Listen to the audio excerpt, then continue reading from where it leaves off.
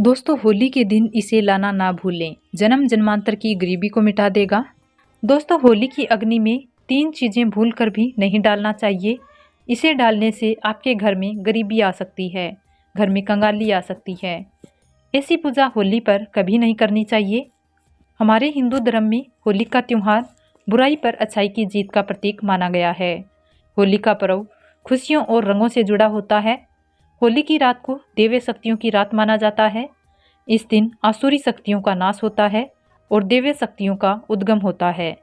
इससे दरिद्रता को नाश करने का, जीवन में चल रही परेशानियों को मिटाने का, दुख तकलीफ सारे कष्टों से छुटकारा पाने का सबसे अच्छा दिन माना जाता है।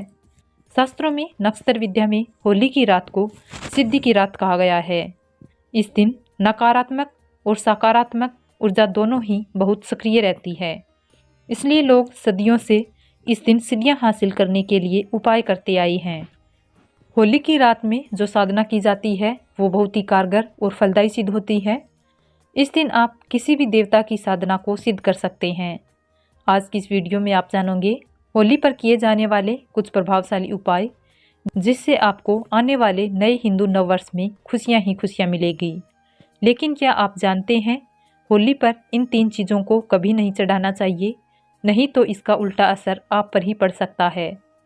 शास्त्रों के अनुसार माना जाता है कि होलिका दहन पर होलिका की अग्नि में टूटा हुआ गन्ना अर्पित नहीं करना चाहिए, ना ही खराब गन्ना अर्पित करना चाहिए, नहीं तो आपको होली माता का श्राप लग सकता है। टूटा हुआ गन्ना पूजा पाठ में इस्तेमाल नहीं किया जाता, इससे होली माता जाते जाते आपको श्राप दे सकती है। आपके घर में गरीबी का वास हो सकता है। शास्त्रों में माना जाता है कि जब होलिका दहन होता है तब होली की अग्नि में पवित्र चीज़ों को ही डालना चाहिए।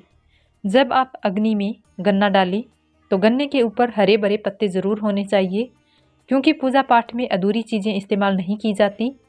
अधूरी चीज़ें इस्तेमाल करने से अधूरा ही फल प्राप्त होता है, इसलिए गन्ना साबुत होना चाहिए। होलिका दहन से पहले गन्ना लेकर अपने घर में अवश्य रख लें। गन्नों की संख्या 2, 5 या फिर 7 होनी चाहिए। दोस्तों, होली की अग्नि में पानी वाला नारियल नहीं चढ़ाना चाहिए, इससे आप पाप के भागीदार बन सकते हैं। हमेशा सूखा नारियल ही होलिका की अग्नि में अर्पित करना चाहिए। पानी वाला नारियल होली की अग्नि में भूल कर भी नहीं डालना चाहिए। होली की अग्नि में सूखा नारियल ही डाला जाता है। इस नारियल को अग्नि में डालने से पहले इस पर पूरे परिवार का हाथ अवश्य लगा लें। इससे होली माता जाते जाते आपको घर में सुख समृद्धि और धन प्राप्ति का आशीर्वाद देकर जाएंगी। पानी वाला नारियल आप पूजा के दौरान फोड़ सकते हैं, लेकिन अग्नि में कभी मत डालना। सूखा नारियल अग्नि में डालने से अग्नि माता आपकी सभी परेशानियों को अपने साथ ले जाती है और अग्नि देवता भी प्रसन्न हो जाते हैं। दोस्तों, माना जाता है कि होली माता को घर का भोग अति प्रिय है। अगर आपके घर में जो कुछ भी बनाया हुआ है वो होली माता को अवश्य अर्पित करें, लेकिन याद रहे गुजिया चढ़ाते समय देख लें कि गुजियों की संख्या 3 नहीं होनी चाहिए। या तो 2 चढ़ा दें या फिर 5, 7, 11 और 21 चढ़ा सकते हैं, लेकिन गुजियों की संख्या 3 नहीं होनी चाहिए। ऐसे में एक संख्या भी गुजियों की नहीं चढ़ानी चाहिए। होलिका दहन में आप बर्फी का भोग लगा सकते हैं और जल अवश्य अर्पित करें। होलिका दहन में गाय के गोबर से बने उपले यानी बलकुड़ियाँ अवश्य चढ़ानी चाहिए। दोस्तों, होली की अग्नि में हरा चना, गेहूँ की बालियाँ या कोई भी नई फसल अर्पित करें। इससे आपके घर में अन्न धन की कमी नहीं होगी। जब आप माता को बालियां अर्पित करें तो एक बार देख लें कि बालियां टूटी हुई ना हो, सूखे हुए पत्ते भी ना हो, बालियां हरी भरी होनी चाहिए। होलिका की अग्नि में सूखी बालियां चढ़ाने से पाप लगता है। दोस्तों, शास्त्रों के अनुसार माना जाता है कि अगर आपको मासिक धर्म आ जाए तो ऐसे में आप होलिका दहन की पूजा आप किसी और से करवा सकते हैं। आप पूजा का पालन वैसे ही करें जैसे करते आए हैं, लेकिन मासिक धर्म के दौरान होलिका दहन के पास नहीं जाना चाहिए। आप दूर से ही होलिका दहन देख सकते हैं और आप किसी और से पूजा पाठ करा सकते हैं और इससे आपको फल भी अवश्य प्राप्त होगा। दोस्तों, होली की अग्नि में चावल के बने पापड़ तथा कच्चे चावल अवश्य अर्पित करने चाहिए। होलिका दहन में चावल अर्पित करने से धन प्राप्ति होती है। इससे आपके घर में जितनी भी गरीबी होगी सब नष्ट हो जाएगी। कचरी पापड़ होलिका दहन में अवश्य अर्पित करने चाहिए। इसे होलिका दहन से पहले जूठा नहीं करना चाहिए। आपने जो कचरी पापड़ बनाए हैं वो होलिका दहन की अग्नि में अवश्य अर्पित करें। इससे आपके घर में धन की कमी कभी नहीं होगी। दोस्तों, माना जाता है कि होली की अग्नि में बगैर अर्पित किए गुजिया नहीं खाना चाहिए। जब माता को भोग लगा दे तभी आप इसका सेवन कर सकते हैं और सभी परिवारों में गुजिया एक दूसरे को अवश्य खिलाएं। इससे आपसी प्यार मजबूत होता है। हमेशा याद रखें कि माता को गुजिया का भोग लगाने के बाद कन्याओं को गुजिया खिलाने से अपार धन पुण्य प्राप्ति होती है। साथ ही नवदुर्गा और माता रानी का आशीर्वाद भी प्राप्त होता है। दोस्तों, इस दिन गाय को भोग अवश्य लगाना चाहिए। गाय को मीठा खिलाने से कई जन्मों जन्मों तक पीढ़ी राज करती है। इससे सभी देवी देवताओं को भोग लग जाता है।